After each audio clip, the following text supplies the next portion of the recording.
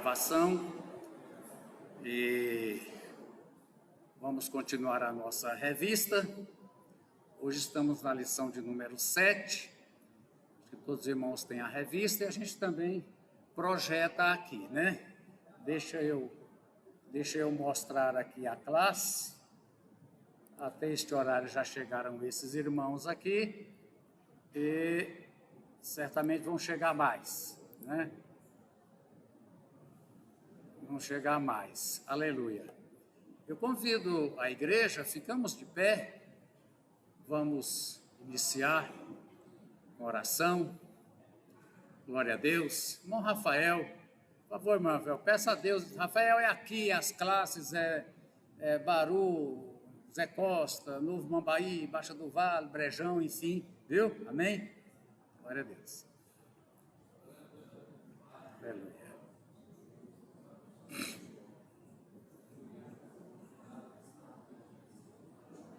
Glória a Deus. Aleluia.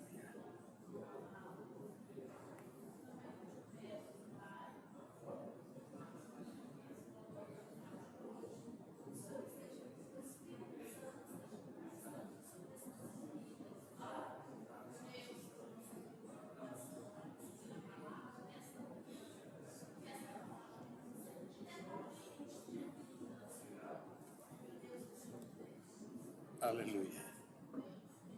Amém, Jesus, amém. Não pode sentar. Irmão Júlio, eu consegui uma revista para o irmão. Júlio. Consegui uma para o irmão. Eu só consegui duas. O seu filho, se vier, vai estudar também. Hoje não. Tá, mas aí, leva a sua quando ele vier, eu entrego a dele. Tá, falou. Irmãos, o nosso assunto, a lição 7, na rota do conservadorismo. Nós temos aqui a primeira de Pedro 1, do 13 ao 19, que eu quero até ler numa versão mais simples, que é a mensagem. Primeira de Pedro,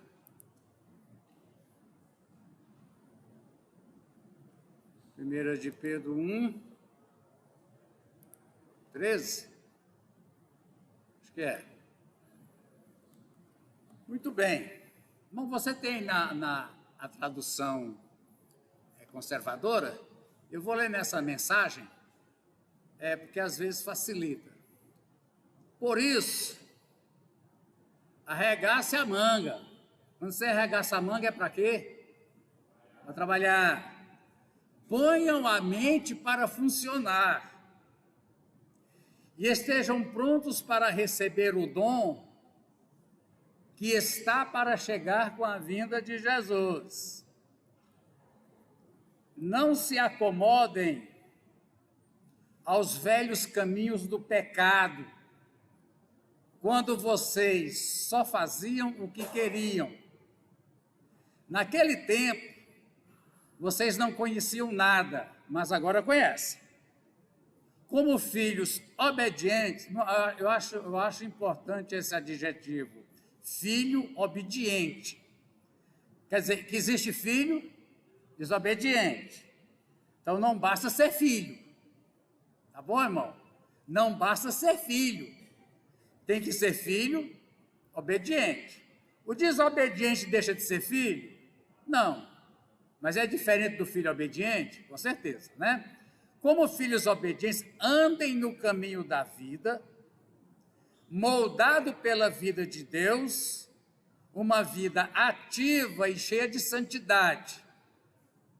Deus diz, eu sou santo. Então, sejam santos. Vocês pedem ajuda a Deus e Ele atende. É um bom Pai. Mas não se esqueçam de que Ele também é um Pai responsável. Quer dizer, o pai é responsável pelos filhos. Quando ele vê o filho desobediente andando por maus caminhos, ele vai atrás. Ele não vai dizer, não quero saber de você, eu quero saber de você. Nem que eu tenha que te internar numa clínica, mas eu não vou te deixar largar, né? e não vai deixar que vocês vivam na lama. A vida de vocês é uma jornada. Bom, o que é uma jornada? É porque jornada, jornal, jornaleiro. A palavra jornaleiro na Bíblia quer dizer diarista. E que era interessante, irmão, pela lei do Antigo Testamento, o diarista tinha que receber no dia. Porque ele ganha pouco. Tem que esperar até o fim de semana, já acabou o arroz, acabou a comida, então o diarista, todo final do dia, lembra aquela parábola dos trabalhadores da 1/10 hora? Terminou o dia, chamou todo mundo para acertar, né? É como uma jornada que deve ser empreendida com uma profunda consciência de Deus.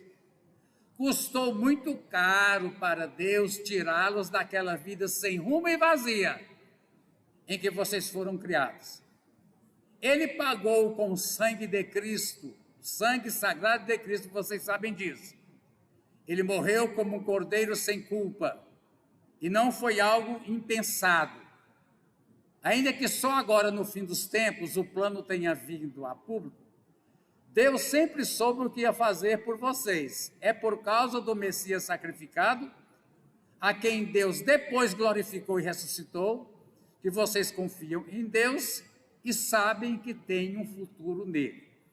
Também esse foi o texto que o autor da lição, o bispo Tiago, o pastor Tiago Silva, encontrou aqui, né? Esse textuário, ele foi lido agora esses dias, Filipenses 4:8, qual culto que foi? Foi de terça, foi de quinta, que a gente esteve lendo aqui, né? Textuário. Onde ele vem, como Pedro vem falando de mente, aqui diz assim, cingindo a tipo paraveado antigo, né? Por isso que eu falei para a Radassa que eu vou dar uma Bíblia de presente para ela, mas dá uma que eu entendo. Por isso, cingindo os lombos do vosso entendimento. Então, nem com dicionário, né? Mas que quer dizer o seguinte, irmão. Quer dizer o seguinte, ó. Quer dizer o seguinte.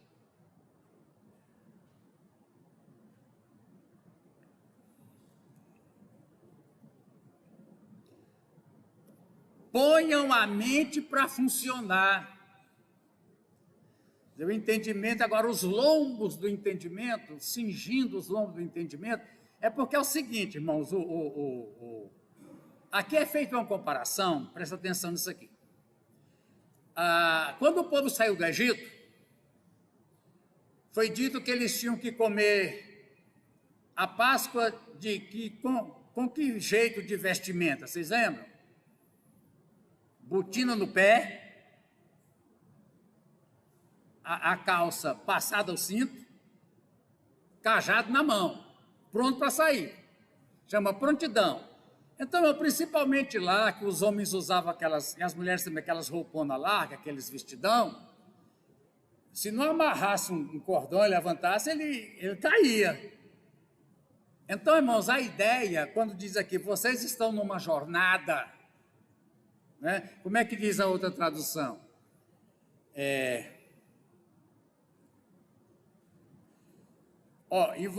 Durante o tempo da vossa peregrinação. Irmãos, peregrinação é feita por pessoas. Peregrinos é alguém que está atravessando um território que não é o dele. Então, se você está indo para algum local, você tem que atravessar o Chile, você é um peregrino ali, você não é dali, você está passando por ali. Então, irmãos, a ideia é que nós não somos daqui, nós estamos passando por aqui, mas o nosso objetivo é outro. Então, se você não tiver com seus lombos cingidos, sandália no pé, roupa apertada, cajado na mão, esteja em prontidão. Não pode ser pego dormindo de botina, né? Se bem que diz que o esperto dorme é de botina mesmo, porque quando precisar ele já pula, já está pronto. Então, irmãos, essa linguagem aqui vem dizendo isso. É porque falou, então, que a mente de vocês, como é que disse aqui na outra? A mente com as mangas arregaçadas e a mente em prontidão. É por isso que eu creio que o irmão escolheu esse texto, que diz assim, ó: irmãos, o que você deve pensar? No fim ele diz, irmão, tudo que é verdadeiro, tal, seja isso que ocupe o vosso pensamento. Mas, irmãos, eu posso ter controle sobre os pensamentos que giram na minha mente ou é sem controle? Tem que ter. A minha mente, ela não pode estar, irmãos, essa que é a figura, veja bem, ela não pode estar igual uma calça folgada sem cinto, onde eu não posso fazer quase nada, porque quem está com a calça folgada, preguiçoso, né? A gente tem que ficar o tempo todo segurando, ele não faz nada. Mas eu não posso, senão a calça cai. Bota um cinto dessa calça, rapaz, ele pensa, não. Eu conheci um rapaz meio doente para não trabalhar, ele vivia com a calça sem cinto assim, né? Para não trabalhar. Então, irmão, quer dizer o seguinte: passa um cinto nessa tua mente. Aperta, para você ficar livre, para caminhar. Inclusive, irmão, nem caminhar não caminha, com a calça caindo. Como é que você caminha? Preocupado. Então, a mente do crente tem que estar com o cinto. As irmãs que usam aqueles vestidos mais largamente, tem aquele cintinho, bota, faz lá assim, tem que ter. Né, irmão? Então, seja isso que ocupe o vosso pensamento.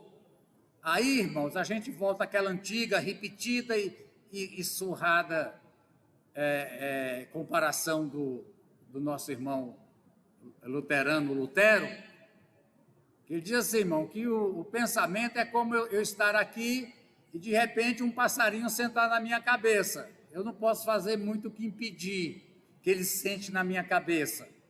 Agora, eu deixar que ele faça ninho, bote ovo, choque os ninhos e nasce uma ninhada, é diferente.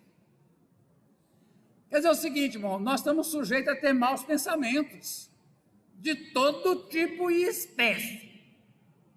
Mas isso não é pecado. Você diz, show, sangue de Jesus, sai. Entendemos isso aqui, irmão? Então vem dizendo, sua mente, você tem que ter o controle. Em Coríntios diz que nós temos a mente de Cristo. Agora, irmão, quer dizer, o que é que não passava pela mente de Cristo? Passava igual a sua. Jesus não tinha tentação. A Bíblia diz que tinha ou não tinha? Então, a tentação não é pecado. Jesus foi tentado. Só que ser tentado é uma coisa e cair no pecado é outra. Jesus foi tentado. Ele é exemplo para nós. Inclusive, irmão, muito mais do que nós. Porque Jesus chegou a passar por uma coisa que nenhum de nós passou, uma agonia tão grande que o suor era como gota de sangue, para resistir à vontade que não era igual à vontade de Deus, né? Aí então, irmãos, temos a verdade central. A igreja não pode calar. Olha aqui. Isso é palavra de Santo Agostinho, o teólogo norte-africano de Cartago. Aleluia. A igreja não pode calar. Quando diz que a igreja não pode calar, como é que a igreja fala? É através do quê, irmão? Ou de quem? Quem é a igreja? Eu. Somos nós. Você está calado? Você está calado? Mas a respeito de que a igreja não pode calar? É o que a lição de hoje vai nos chamar a atenção. Porque durante um tempo, irmãos, a igreja viveu dizendo que sobre determinados assuntos a igreja não deve se envolver e nem pronunciar. A igreja não pode calar em nada. Nem dissimular. O que é dissimular? É fazer de conta. Fingir, fazer de conta. Né? Igual muitos remédios da farmácia do governo que eu tomava, que eu sou asmático.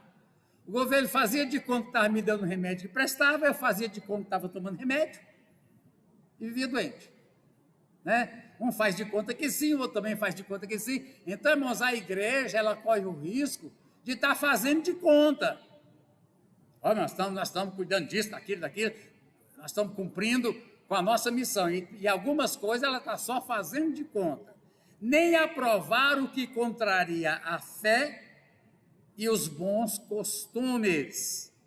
Fé, ó irmão, nós não podemos aprovar, presta atenção, qualquer coisa que seja contrária à fé.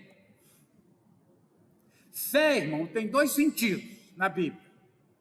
Fé significa confiança em Deus e fé significa aquilo em que nós cremos. Aqui nesse sentido, irmão, é aquilo que contraria o que nós cremos. A minha confiança em Deus, ninguém pode interferir nisso. Mas é aquilo que eu creio, aquilo que nós cremos, com base na Bíblia, declaração de fé, etc. E quando uma instituição, um poder, um grupo, contraria o que nós cremos, nós podemos ficar calados? É isso que eu estou dizendo. Sim, inclusive desfazendo da palavra de Deus, principalmente.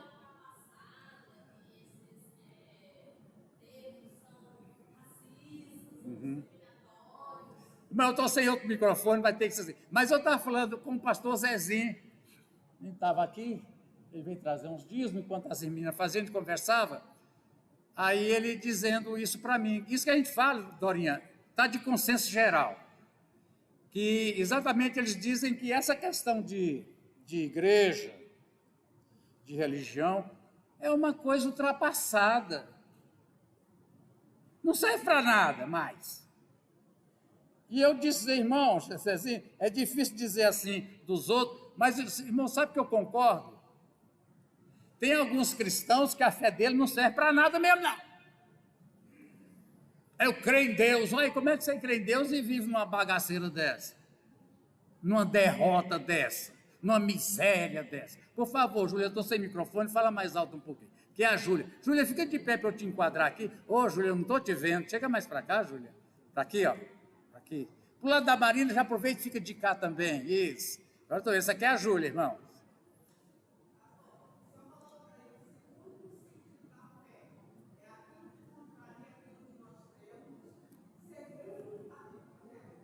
Não, aqui é o seguinte, não, irmão, ó.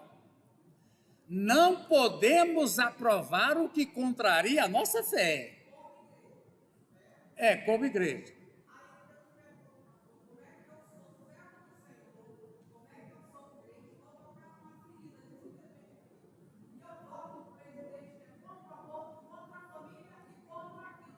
Pois é. Muito bem. É falta de muita coisa, né? Uhum. Aí sobre isso, inclusive, irmão, que ela falou aqui que eu voto num presidente, não sei o que, eu queria fazer um comentário aqui. O nome da nossa lição é a Igreja na Rota do Conservadorismo. Irmãos, nós somos conservadores. Senhor. Espera aí, deixa eu só filmar o senhor aqui, porque aí, muito bem. Fica de pé, por favor.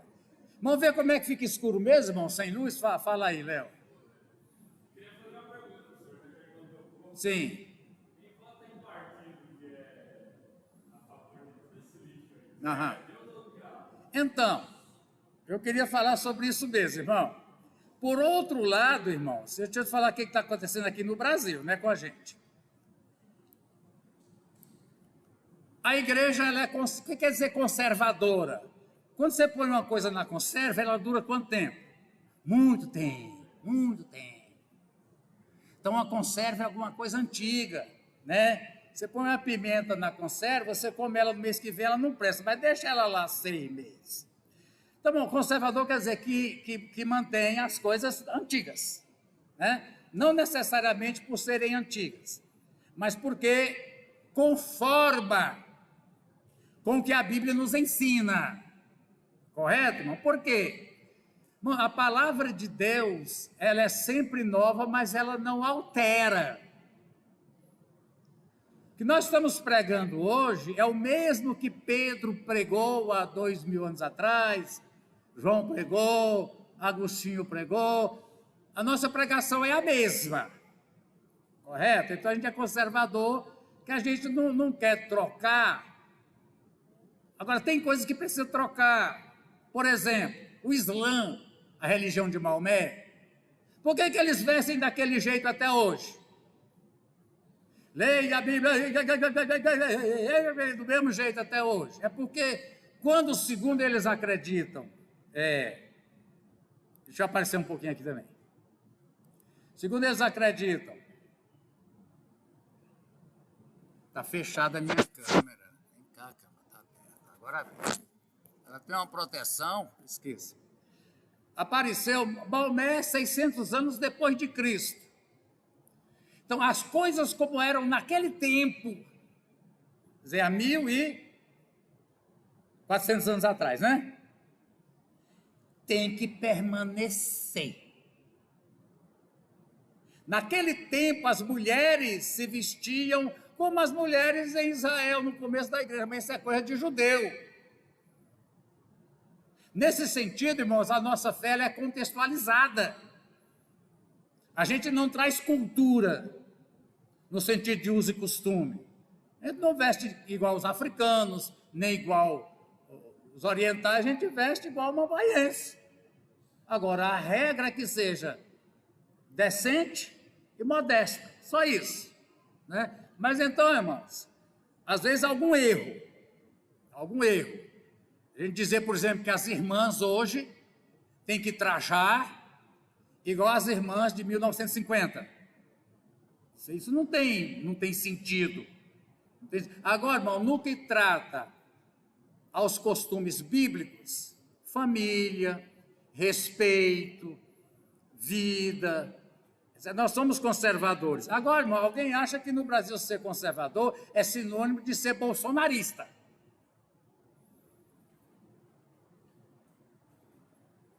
Nós temos várias pessoas, irmão, que hoje estão lutando lá fora do Brasil pelo direito de expressão, pela liberdade de expressão, e que não são bolsonaristas. Bolsonarismo é uma matiz política. Agora, direita e esquerda. Direita é capitalista, acredita na liberdade financeira, quer dizer, se você trabalhar e ganhar dinheiro, o dinheiro é seu, ao contrário do socialismo que diz que não, o dinheiro é seu, mas você me dá para mim distribuir para os outros. Tudo bem. Então, irmãos, a direita é quem mais se identifica. Nós não somos necessariamente de direita e nem de esquerda. E necessariamente não somos contra a direita e necessariamente não somos contra a esquerda. Eu quero dizer, irmãos, que a fé cristã, ela tem identidade própria.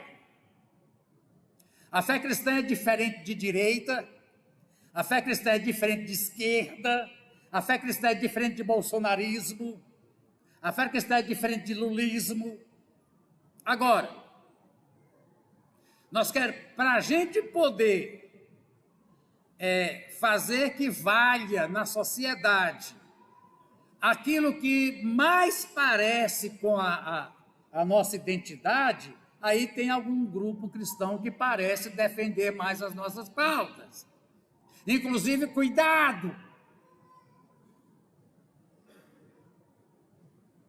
Porque em época de eleição, até Lula vai na igreja. Cuidado! O próprio irmão bolsonarismo teve um exagero aí, como os evangélicos apoiam o bolsonarismo, Bolsonaro é católico. Então houve um exagero, quer dizer, irmão, marketing religioso. O candidato fala coisas, está entendendo, irmão? De direita. Ele fala coisas para os evangélicos que ele não está nem aí para isso. Cuidado com esse tipo de cooptação através de linguajar evangélico, linguajar bíblico. Irmão, nós temos compromisso com a palavra de Deus. com os valores da palavra de Deus. E se alguém, de um lado A ou do lado B, defende as nossas pautas, nós queremos dar força para essa pessoa, mas eu não deixo de ser cristão para me tornar esse ismo ou aquele ismo, eu sou cristão. E tem as minhas. Não entenderam isso? Eu acho importante dizer isso, irmão. Porque hoje, por exemplo, você luta pela volta, desculpa falar aqui, do Bolsonaro, não. Pode ser ele, pode não ser ele, eu luto pela vinda de alguém que vá lutar pelos meus valores cristãos, seja quem for. É preciso isso, porque parece que se ouviu e alguns entenderam que ser cristão conservador é sinônimo de ser bolsonarista, tem nada a ver.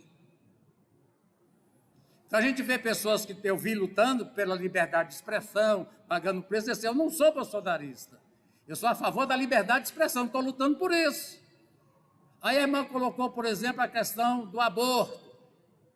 E eu queria, irmãos, eu não consigo nem começar a lição. Mas eu queria chamar a atenção aqui, porque nós já vimos, olha, nós já vimos. Já apareceu um pouquinho aqui também, né? Já vimos aqui, irmãos, ó. Essa coisa me incomodou, parece que eu não tinha pensado bem nisso. Nós vemos marxismo, gramscismo, feminismo, ativismo LGBT, racismo, vamos ver aborto, moralidade cristã, etc. Aí eu quero, irmão, vocês sabem das coisas, quando eu faço, vocês sabem muito. Eu quero fazer uma pergunta, irmão. Nós odiamos os comunistas? Cuidado, porque a coisa pode ser também de tal forma que igreja conservadora é sinônimo de ser bolsonarista e é sinônimo de odiar comunista. Cuidado. Porque, irmão, nós conhecemos o comunismo brasileiro. Sabe que na Europa tem formas de socialismo que é muito mais próximo dos nossos valores cristãos do que o capitalismo de lá? Acontece, irmão, que a gente generaliza o comunismo. Mas, bom, depende primeiro de qual deles que virou uma coxa de retalho e qual o nosso, o do PT. A única forma de comunismo que existe é o comunismo do PT? Não. Então, primeiro você tem que estar aberto. Falou que é socialismo, pode ser na Europa, onde for. Eu sou contra, mas você não sabe qual é a ideia deles. Está me entendendo isso? Inclusive, não tem dificuldade os europeus, quando fala do socialismo, comunismo do Brasil, que eles acham que é igual lá. Eles não entendem que aqui é uma ditadura gramscista, uma ditadura leninista. É o que tem aqui no Brasil. Mas o que tem de mal? Tem de mal porque eles não conhecem como é que é aqui. Então, nós temos que nos limitar. Isso chama identidade. Nós temos uma identidade cristã. Nós não temos uma identidade bolsonarista. Nós não temos uma identidade lulista. Nós temos uma identidade cristã, bíblica. Amém, irmão? Porque senão acha que 6 é igual a 5 e que tudo é meia dúzia, e não é. Tem alguma diferença. Então, quando a irmã colocou aqui a questão, por exemplo, da pauta do aborto, eu quero dizer primeiro, irmão, que eu entendi aqui, ó, que no Brasil, muito mais importante do que o presidente é o Senado e a Câmara. O presidente queria pautar, caçar a liberdade de expressão. O que aconteceu? A Câmara derrubou. Nesse sentido, irmãos, de leis e de regime, é muito mais importante o senador e o deputado ser votado do que o presidente. Por isso que eles querem criar o primeiro-ministro aqui no Brasil. A força, irmão, do executivo é quase nada. comparado com a força do legislativo. Entenda isso. E mais do que o judiciário, quando as coisas estão em bom local. Então, eu achei necessário falar isso, irmão. Primeiro, cuidado. Quando você diz que estou lutando por defender Bolsonaro, eu estou lutando por defender a Bíblia, eu estou lutando pela Bíblia. Se for ele, bem. Se não for ele, amém. Não entendi isso? Ficou claro isso, Estela? Você entendeu bem? Se vocês entenderam bem essa questão, é preciso, irmão, fazer essa diferença. Até porque aqui falou usou aqui a palavra, como é que foi a palavra que usou aqui, irmão? Onde é que foi que a gente viu? Dissimular. Tentar passar por. E você acha que lutar pela fé cristã é ser Bolsonaro? A gente foi, botei no meu carro, porque naquele momento era quem defendia, e defendeu, irmão, como poucos fizeram, o nosso ponto de vista evangélico. Agora passou. Teve eleição, roubou, não roubou, ele perdeu o mané, acabou, já era. Agora eu que vou lutar pela justiça da urna, eu não estou lutando por justiça, também me interessa. Não, eu já falei para vocês, eu tenho aqui o livro, deixa eu ver se eu tenho ele aqui, ó. Só que vai demorar a procurar. O livro, irmão, o livro aqui, ó. Está aqui, ó. Deixa eu achar ele aqui.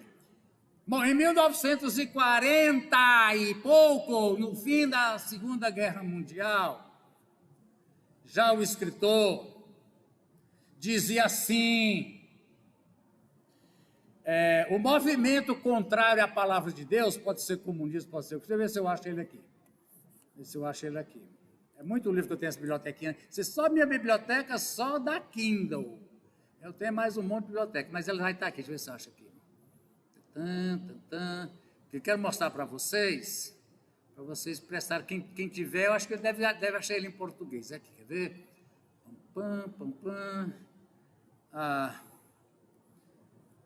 Eu não mandei ele embora, não. Mas é o seguinte, aqui, irmão, ó. Esse aqui. Rising of the New World Order. O surgimento da nova ordem mundial. Esse livro aqui, ó. Isso aqui é a segunda edição de maio de 2020. Tem uma página aqui, que eu não sei agora qual é. 1945. O escritor dizia: o comunismo será implantado no mundo através de uma coisa chamada urna eletrônica. Há quase 100 anos. Através de uma coisa chamada urna eletrônica. Onde quem decide a eleição não são os votantes. Quem decide a eleição é, como disse lá o Stalin, né? Quem decide a eleição não é quem vota, é quem conta os votos.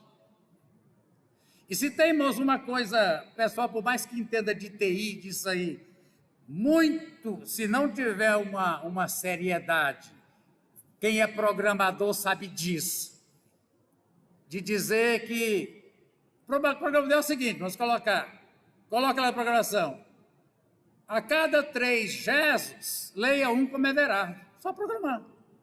Acho que até eu sei fazer isso. A cada 3, leia um como sendo everado. Ao contrário, a cada 4, leia 2. Então, irmãos, quando a gente vê o povo sendo julgado, preso, porque questiona a urna eletrônica, tem mais de 100 anos. Antes da urna eletrônica, 45, irmão, antes de urna eletrônica, já está aqui nesse livro aqui, ó. Eu não sei se eu consigo achar aqui no roteiro, na dele aqui. Não vou achar aqui a palavra, tá. Mas ele já dizia nesse livro, ó, tentei ele em português, o surgimento da nova ordem mundial. É porque eu comprei ele vai baixando a atualização, essa é de maio. Lá naquela época. Agora, irmão, eu digo o seguinte, eu vou lutar pela urna, Não porque eu quero defender o candidato A que perdeu, o candidato B que ganhou mexendo na urna, se isso aqui eles vão bloquear esse negócio meu daqui uns dias, essa escola dominical. Mas é porque, como representação, eu vou como cristão, é o que Júlia está falando, como cristão, eu vou procurar votar em alguém que não é igual à minha fé, mas que é contra o que eu sou contra e a favor do que eu sou a favor. E eu não quero que o meu voto seja roubado. Ou alguém duvida que a coisa foi séria? Alguém duvida que foi séria, né? Muito bem. Então, irmãos, ó, tá? Vamos ver aqui, mas se eu consigo dar um pouquinho da lição. A lição diz o seguinte, irmão. Ó.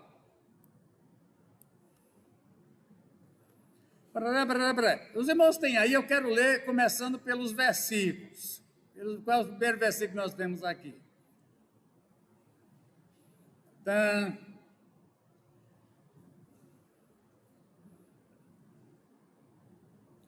Olha, quero achar um versículo muito bom aqui. Aqui, irmão, deixa eu ver onde é que diz isso aqui. A oração, irmão, quero deixar isso aqui. A oração dominical, que a gente chama oração do Pai Nosso, vamos falar aqui, ver se vocês já pararam de rezar errado. Pai Nosso, estás nos céus, santificado seja o teu nome, venha o teu reino, não tenha nós. Seja feita a tua vontade, completa para mim. Engraçado, primeiro na terra, assim na terra. Mas nós ficamos prejudicados durante um bom tempo.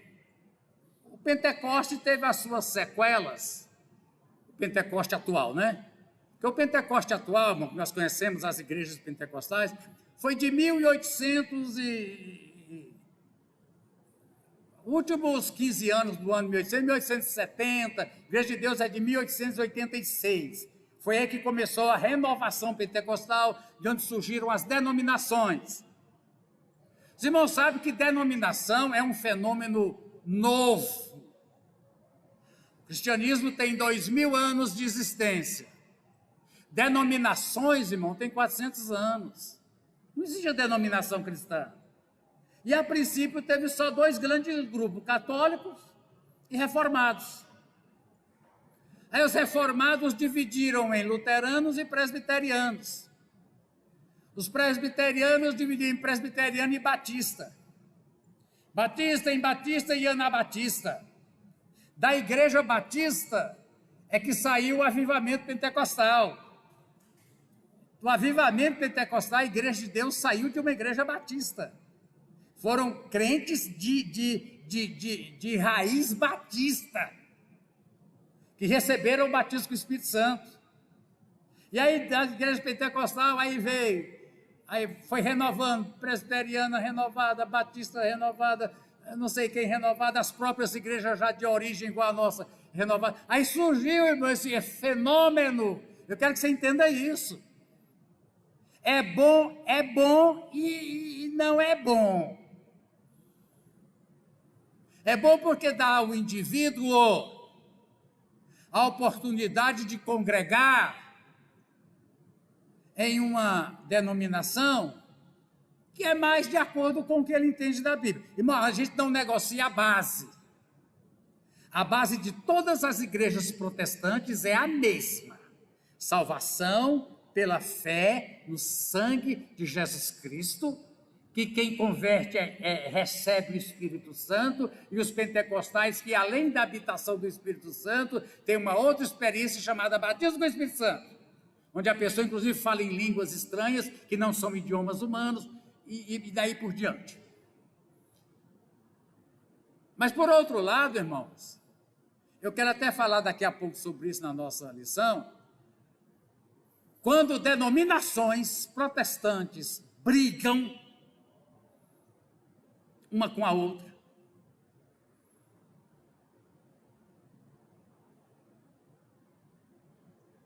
Eu ia ler aqui, vou ler aqui a oração dominical.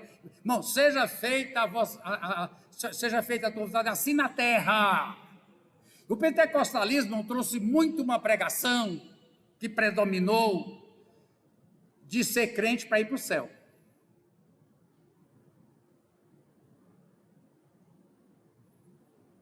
O objetivo da existência de crentes na terra é para ir para o céu.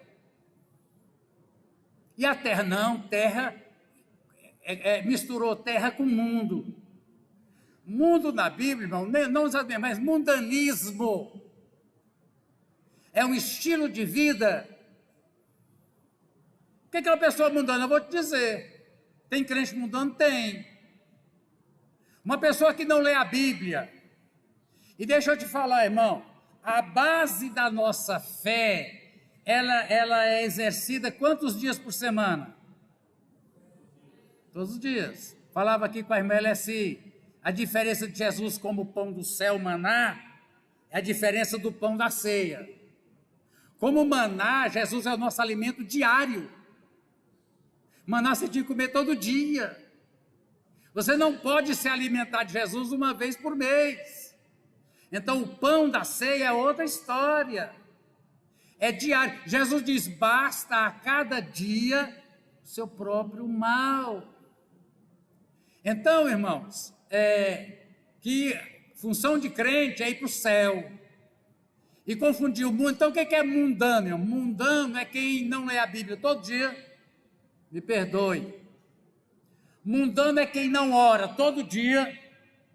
Me perdoe. Mundano é quem, mesmo podendo, só vem na igreja no domingo. Me perdoe. Mundano é quem não fala de Jesus para ninguém. Me perdoe. Mundano é um estilo de vida. Ser mundano é um estilo de vida. Que eu digo assim, o que me preocupa nas novelas e nos filmes... irmão, tem mulher pelada, isso não me perturba, não. É que você vê aquelas novelas de gerações, aqueles filmes de gerações, e você vê as pessoas bem-sucedidas na vida, sem nunca ter ido na igreja.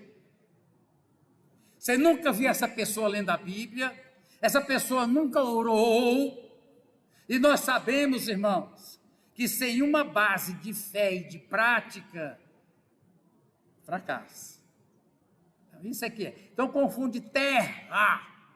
Seja feita a tua vontade assim na terra. A terra é aonde, irmão? Fala aí, debaixo do meu pé. Irmão, como é que a vontade de Deus vai ser feita? E nós temos além, irmão, nós temos uma série de reduções. Nós temos a nossa base identitária, que nós somos todos cristãos no mundo inteiro. Mas nós somos cristãos brasileiros. Os irmãos acham que o cristão brasileiro é igual ao cristão alemão. Mas mais do que brasileiro, irmão, nós somos cristãos goianos. Nós achamos que o cristão goiano é igual ao cristão carioca. Não é, irmão. E se for, ele morre no primeiro dia lá no Rio de Janeiro. Mas além de ser goiano, nós somos o quê? Mambaienses. E além de mambaienses, nós somos igreja de Deus. A igreja de Deus tem uma identidade política. Dessa igreja já foram prefeitos, vários, presidente de câmara, vários. Procura hoje talvez secretários municipais, vários. Aí também essa igreja tem uma pauta política própria. Graças a Deus que essa igreja é bastante politizada. Ela já foi muito politiqueira, mas hoje ela é politizada. E nós temos pautas. Igreja de Deus em Mambaí tem pautas políticas que nenhuma outra igreja tem. E que só Mambaí tem. Agora, irmãos, ao mesmo tempo que nós somos igreja de Deus em Mambaí, nós somos comunidade de Mambaí. Nós identificamos com Mambaí inteira. Não entendem isso? Alguém já perguntou. Escuta, você é crente? Eu falei, não, é por causa da roupa, né? É porque eu sou de Mambaí. Te conheci pela roupa. Né? A gente se identifica. Irmãos, os costumes de roupa aqui em Mambaí não é só a igreja evangélica, não. As famílias são tradicionais, as famílias são conservadoras. Então, irmão, assim na terra, eu perguntei qual terra? Essa que está debaixo do teu chão, Mambaí. Ó Deus, que seja feita a tua vontade. Vou reduzindo, aonde? Em Mambaí. O Senhor vai mandar quantos anjos, Deus? Para implantar a tua vontade, mas o Senhor vai mandar quantas legiões de anjos? Resposta de Deus, quantos? Nenhum. Pedro diz, os anjos anelaram, mas Deus disse, essa tarefa é da igreja. Na terra. Vivemos muito tempo um protestantismo pentecostal, onde crente não se envolve em coisas da terra. Crente tem que viver só afastado de todo mal para ver se entra no céu. Irmão, eu digo para você com toda audácia, foi Jesus que disse para mim que ele levava para o céu. Pelo treino, o senhor tem certeza? Tem, então faça. Eu não consigo me levar. O senhor consegue me levar? Então me leve. Não preocupo com isso. Já fui desviado, depois de crente, desviado, bala zumbi assim, que chega que eu amo as orelhas, zum, zum. E eu tinha certeza de duas coisas, falei para vocês. Uma, que se eu morresse naquele estado, eu estava perdido. A segunda, que eu era filho de Deus e Deus não ia deixar eu morrer naquele estado. Restaurou. Então, irmãos, nós somos filhos por adoção. Antônio, quer dizer, com o Antônio e Carmen, que adotaram a nossa lindíssima menina, é possível desfazer uma adoção, Antônio? É irrevogável, irmão. Agora, cuidado. O desviado, irmão, ele volta. Aquele ditado que não é versículo bíblico, quem não vem pelo amor, vem pela dor, é para o crente. Quem está no mundo, vem se quiser. Agora, aquele que Deus recebeu como filho, como é que diz em Hebreus? Deus faz o que com o filho que ele ama? Castiga. Você é meu filho. Você é meu filho. Cria vergonha na sua cara. Você é meu filho. Eu vou te acertar. Eu vou te endireitar. Por isso, irmão, agora tem pessoas que nunca converteu. A gente falava disso, é desviado. Para eu desviar de um caminho, o primeiro requisito é qual? Que eu esteja no caminho. Pessoa que nunca esteve no caminho desvia, Damares? Não. E nós temos pessoas, irmão, que passam pela igreja, batiza, vira até pastor, mas que nunca foi nem convertido. Agora, quem de fato foi convertido e teve o seu nome escrito, quando Deus escreve um nome, você lembra o que Moisés disse? Senhor, risca meu nome do teu livro. Nem que você queira, Moisés, eu não risco, botei e não tiro mais. Agora, cuidado, porque eu te aprumo. Olha o homem do prumo, eu te aprumo. E eu sou daquele pai que apruma é na chibata, eu te aprumo. Então, irmãos, o crente ou vem pelo amor ou vem pela dor. Eu tenho dó de muitas pessoas aqui em Mambaí que eu sei que foram crentes e que estão levando uma vida e que eu vou viver para ver o triste fim da vida deles, mas eles vêm para Jesus. Dou um conselho, volta logo, rapaz. Volta logo, que você vai voltar de qualquer jeito. Volta logo. Então, irmão, assim na terra... Assim na terra significa, que a gente leu, onde é que a gente leu? Foi nessa introdução, onde é que a gente leu isso aqui? Nós lemos umas coisas aqui que eu não achei mais. Vai fechando. Aqui, né? Muito bem. Muito bem. A igreja não pode calar, nem aprovar o que contraria a nossa fé. Eu falava de fé como crença. Fé é o nosso sistema de crença. Qual é o nosso sistema de crença? Nós somos protestantes pentecostais. Somos iguais a todos os demais protestantes. Temos um viés pentecostal, mas na terra. Igreja, quem vai fazer com que a vontade de Deus aqui na terra se cumpra em Mambaí é quem? Nós. Você tem uma missão muito maior do que ir para o céu.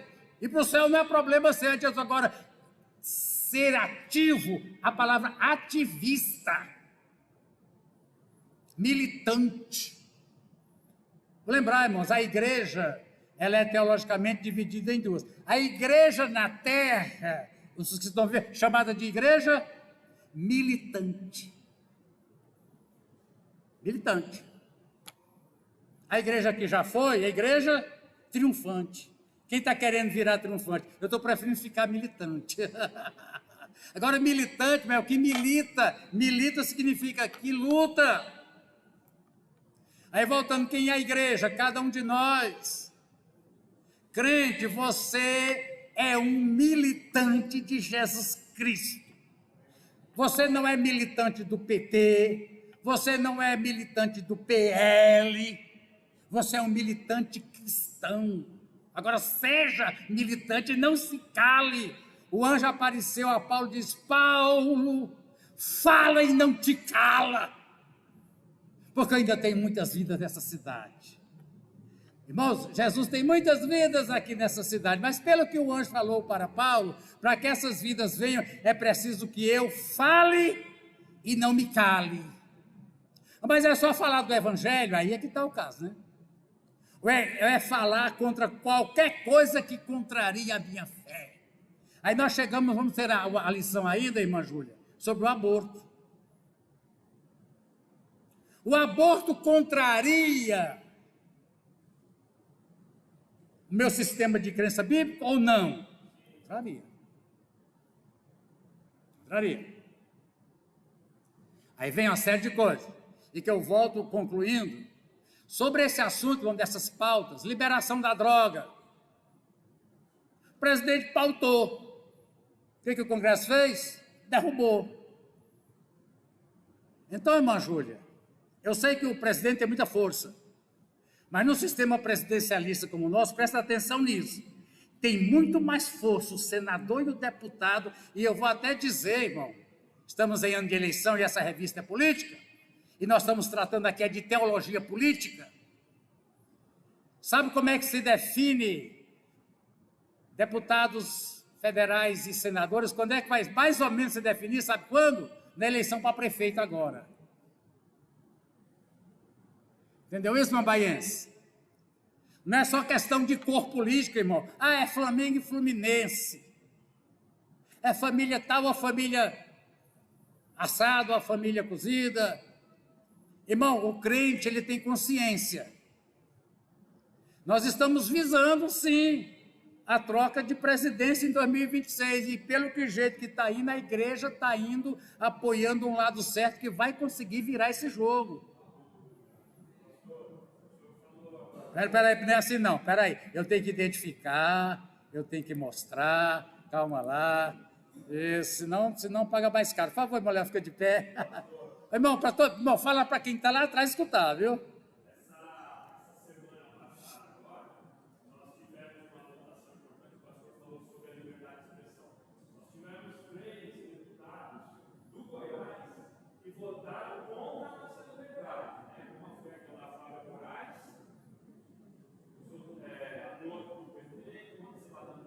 Lá do inferno. É. Sim, sim. Defendemos.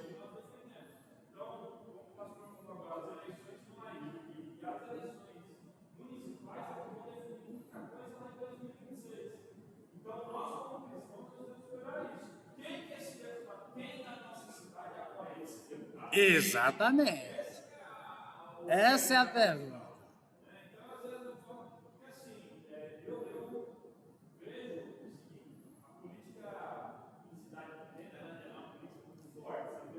Você já passou quantas aqui em Mambaí? Sobreviveu, você não morre mais não, vai.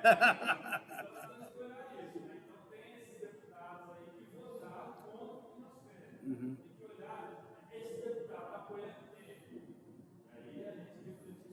Inclusive, uma coisa que eu acho complicado para os candidatos, o partido do candidato não defende isso, mas o seu partido é coligado com aquele, eu falei, já perdeu meu voto. Meu partido não é, mas é coligado com o que é. Então, irmãos, assim na terra, queremos falar isso hoje, igreja conservadora. O nosso partido chama Jesus Cristo. Agora, a gente vai coligar com algum partido que defenda nossas causas. E, logicamente, sabendo a Júlia colocou uma coisa muito exata, que é programa de um partido liberar droga, favorecer aborto com 9 meses. O aborto que está proposto, irmão, para o Brasil é aborto com 9 meses. Onde se injeta no coração, está aqui o pessoal que diz, irmão, é uma agulha desse tamanho que é colocada no coração do bebê e injeta o veneno. Diz que a criança sente dores indescritíveis. É um ato cruel. Aí eu sei que determinado grupo, eu não vou votar dele, porque eu não quero que isso aconteça. Muito bem, mas voltando aqui, irmão, a igreja entendeu. Por favor, irmão, fala bem alto aí, Daniel. Por favor, irmão, como é que é? Edmilson, fala bem alto, Edmilson.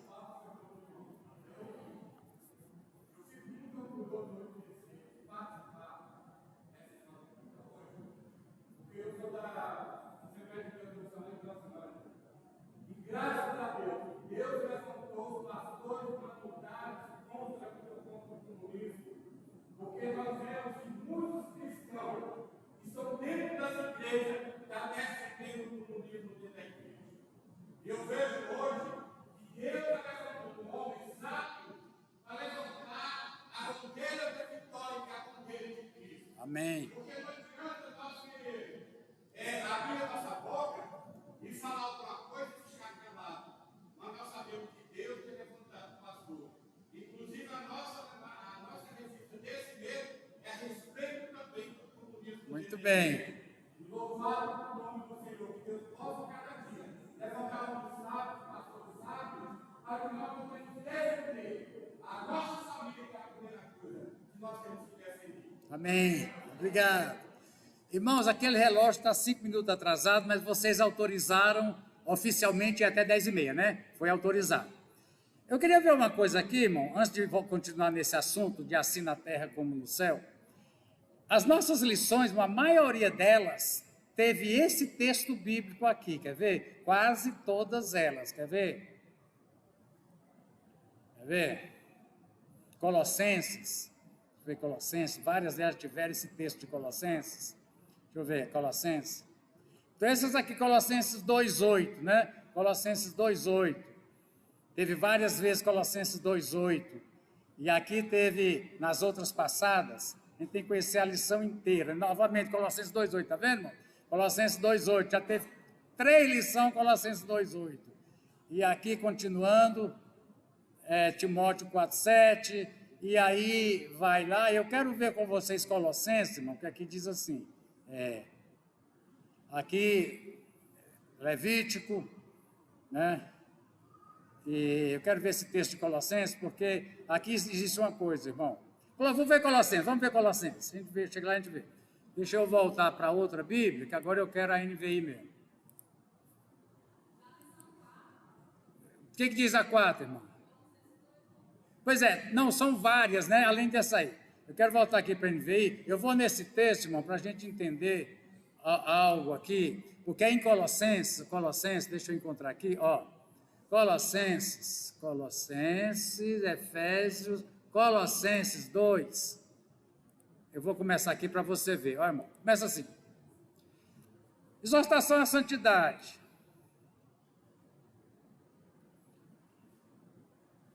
Estejam unidos. Irmão, estejam unidos. Eu quero te contar um segredo aqui. A união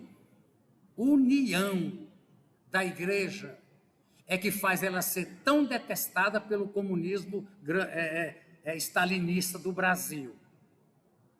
Porque, irmãos, o comunismo, ele se implanta através de uma coisa chamada divisão. Dividir para conquistar. Jesus disse que uma casa dividida não prevalece. Então, eles entram jogando ricos contra pobres, mulheres contra homens, héteros contra homos, doutores contra analfabetos, negros contra brancos, e é contra mesmo. Que a única solução é uma classe eliminar a outra classe. Eu até vi alguém dizendo que dos rios de dinheiro que correram nesse governo é para aplicar em municípios para terminar com a desigualdade social. E o deputado federal falando, conseguiu, botou todas elas pobres. Irmão, pregar que todo mundo é igual, botando todo mundo na miséria, até eu dou conta. Né? Aí diz aqui, irmão, ó, sejam unidos, deixa eu continuar nesse sistema aqui, sejam unidos. Tá?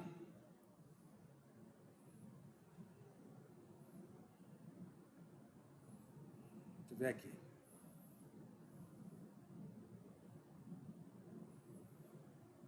Onde diz assim, irmão, aqui todos, responsabilidade social, fala de pais, de filhos, de escravos, muito bem. Senhores de exercício de oração, orem para que eu possa. Irmão, é aqui onde ele diz assim, que em Cristo não há homem, nem há mulher, não há escravo. É em Colossenses mesmo? O pastor Antônio está aí para me ajudar. Em Cristo não há bárbaro, nem cita, nem judeu, nem grego, nem homem, nem mulher, nem escravo, nem livre, todos são um. O Antônio vai achar que ele é fé. É 3:11, eu sabia que era em Colossenses. Muito obrigado, irmão. 3:11. 3:11, ó. Colossenses, onde fala o 2:8, irmão, porque eu lembrei do 2:8, que o assunto continua 11. Ó, irmão. Nessa nova vida já não há diferença. Irmão, em meio a um sistema que quer impor um regime de diferenças, olha aqui onde é que está o perigo da igreja para o comunismo, e que a igreja tem que entender que ela corre perigo se não prestar atenção nisso. Vivemos uma sociedade, a igreja é uma sociedade, uma forma de sociedade religiosa, onde não há guerra de classes. Existe rico e existe pobre. E a Bíblia não diz que o rico tem que pegar tudo que tem e dar para os pobres. Não diz. O que a igreja diz é que na igreja não pode ter ninguém passando fome. Ok? Não pode ter ninguém morrendo por falta de remédio. A igreja cuida. Mas não diz que tem que igualar. Agora, irmão, ricos e pobres na igreja oram juntos. Oram um com o outro, um pelo outro, cumprimenta com a paz, abençoa o outro, come o mesmo pão da ceia igual. Algumas igrejas ainda discriminam a mulher. A igreja de Deus não discrimina a mulher, não. Mulher na igreja de Deus tem os mesmos direitos que o homem. Pode ser diaconisa, pode ser pastora, pode batizar, pode ministrar ceia, pode fazer casamento. Igual. Doutores e analfabetos se abraçam, trocam o copo da ceia um com o outro, numa boa. Então, a igreja é um modelo de sociedade que é o avesso do que prega o comunismo. Então, os irmãos entendem isso. Só da gente estar reunido numa sociedade de classes, vivendo sem classes. Aqui não interessa quem é branco, quem é negro, se é mulher, se é homem, não interessa. Se tem doutorado, se só sabe fazer o nome, não interessa. Então, bom, isso é o que eles não querem nunca. Vocês não querem de jeito nenhum. Porque eles só conseguem se impor através da luta. A raiz do marxismo é a luta de classes. O empoderamento de uma classe para poder destruir a outra classe. A classe intelectual universitária foi totalmente cooptada para a esquerda. Aí eles querem fazer programa educacional na visão deles, mas o povo, aqui é outra coisa, aqui é outra história. Então, irmãos, quando Jesus diz assim, ó, em João aqui tem muito disso. Vê se acha aqui em João é no 15:17, que é onde Jesus ora. Eu fiz abrir o WhatsApp. João diz assim, eu oro para que todos sejam um. É 17? João 17, né, irmão? Ó, irmão, presta atenção nisso aqui. E o perigo que existe. João 17, começar do primeiro. Vamos ver aqui. O que foi acontecer? Alguma coisa aconteceu aí.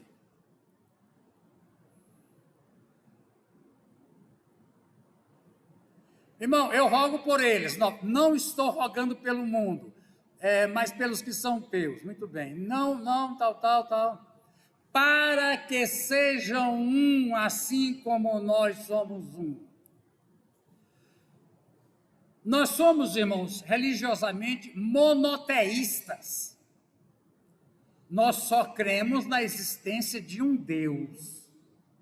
Não que nós cremos só em um Deus. Nós cremos que só existe um Deus. Aí dizem que então que nós causamos divisão. Vocês dizem que todos os outros deuses são falsos? Dizemos.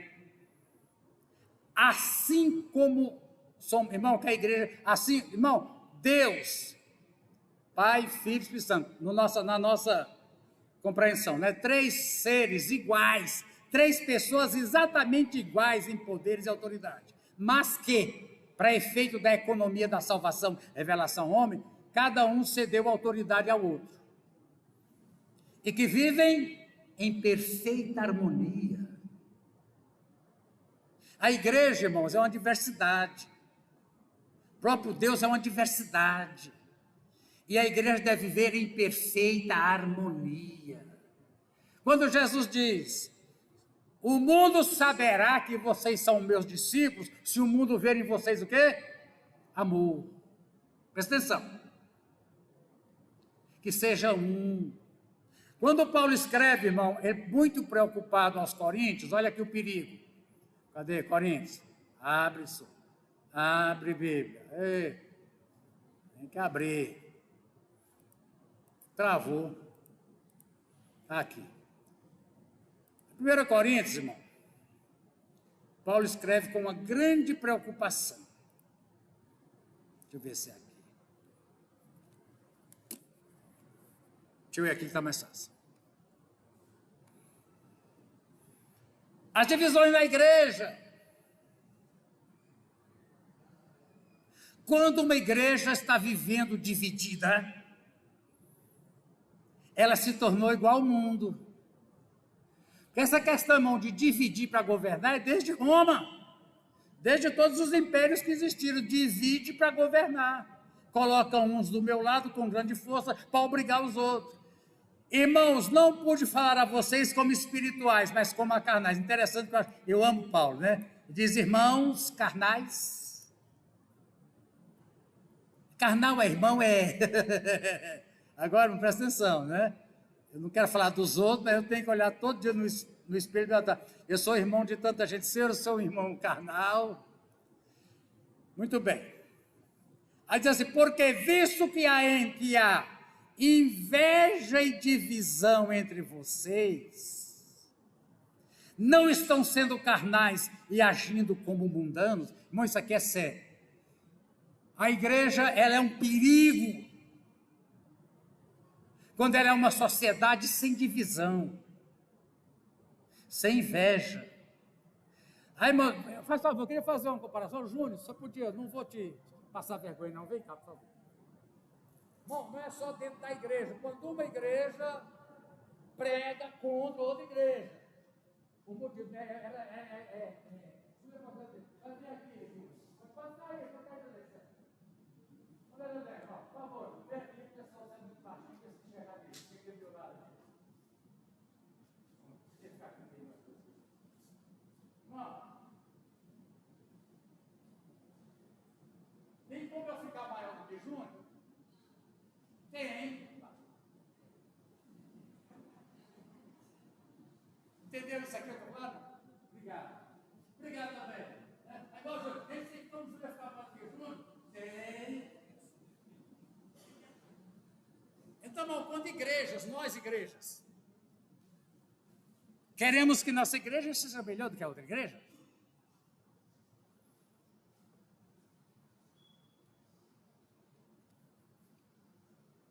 Qual é o único jeito para isso? É começar a botar defeito na outra.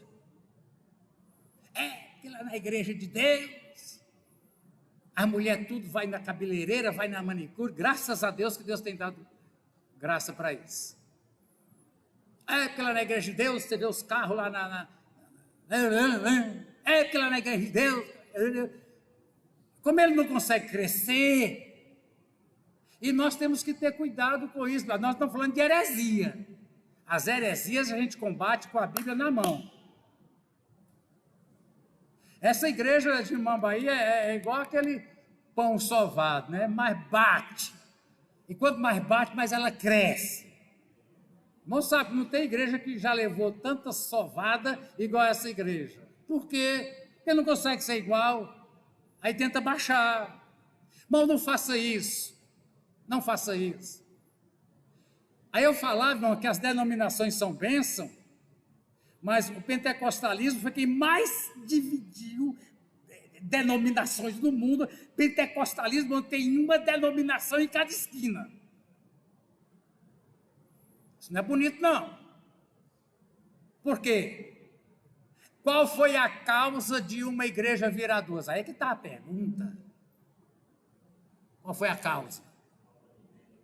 Falta de entendimento? Não é... Agora, mas se for doutrinário, mas porque realmente eu vi que não estava de acordo com o entendimento. Tudo bem. E geralmente sai falando. Sai um grupo. Se sai um grupo aqui dessa igreja, sai falando. E acha que isso é bonito. Teve um tempo que a gente me perseguindo, não foi só um não, mas ele ganhou pessoas para mim, foi falar mal de mim. Pastor, um homem já de idade.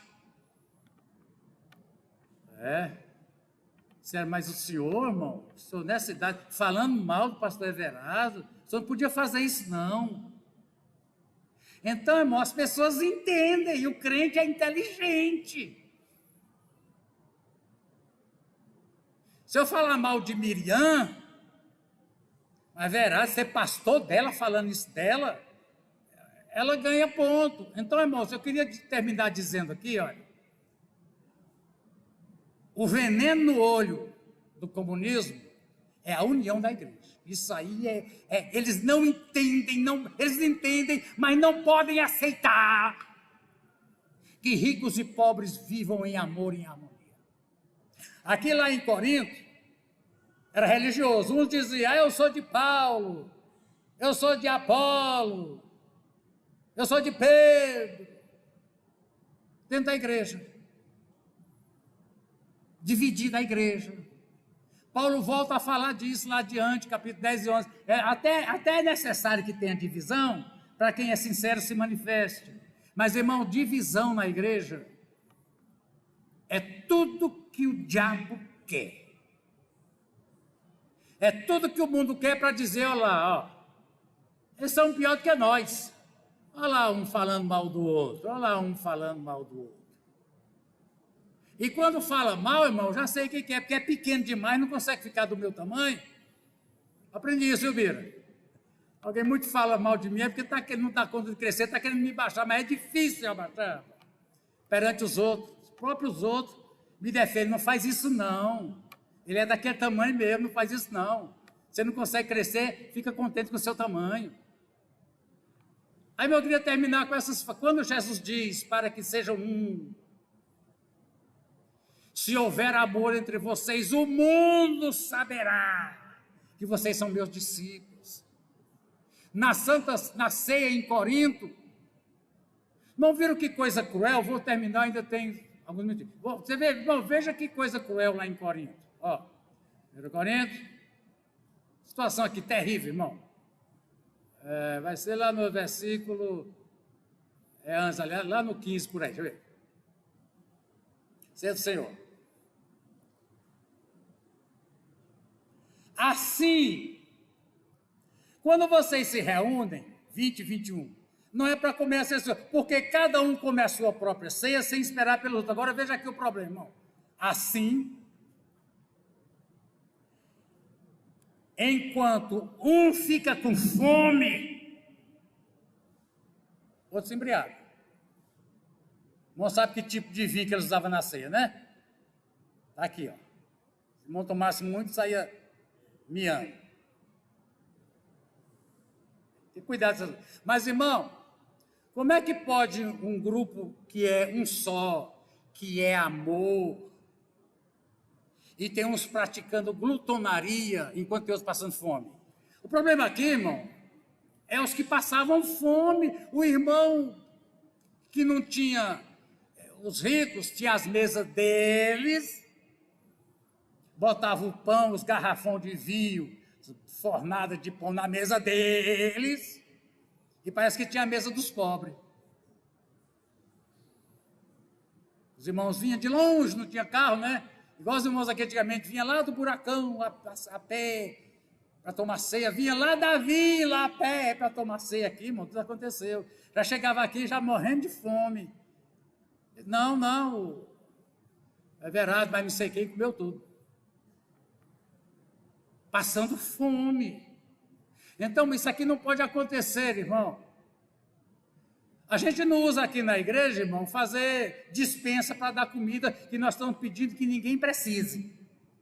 E parece, no meu entendimento, quando já faz a cesta, já está dizendo, vamos profetizar a fome. Tem cesta pronta, não. Estamos profetizando fome, não. Até tentamos uma vez com boa vontade, né? Juntamos um monte de coisa que aconteceu no fim, Celei. Perdeu. Vamos fazer uma dispensa dos famintos. Graças a Deus que nessa igreja aqui, perdeu. Nós estamos orando, é o contrário. É o contrário. Agora, irmão, principalmente os diáconos que cuidam bem disso, tudo quanto é mesa do Senhor e mesa dos irmãos, quem cuida são os diáconos. E somos informados que alguém, por motivo esse, aquele, está passando necessidade, o que a gente faz? Aí a gente faz a cesta. Eu não vivo profetizando a cesta antes, não, a gente profetiza depois, né? Depois. O que não pode, irmãos, é haver gente passando fome e a igreja não tomar providência. Agora, lá em Corinto, alguns estavam passando fome. Isso é um mau testemunho para o mundo. Amém? E eu queria falar mais, mas deixar para domingo que vem. Aleluia. Aviso, Damares. Irmãos, o culto começa a que horas? E que hora que a gente chega? 6:45. Aí você chega, senta, a gente pede para os instrumentos tudo desligar. 6:45, 6:50. Você vai ler sua Bíblia, vai orar. É quando o culto começa, você já está na presença do Senhor. Você só vai correr mais um pouco ainda. Amém? Amém, aleluia. Ficamos de pé então, vamos terminar. Glória a Deus. Por favor, Rafael, você começou, termina, por favor.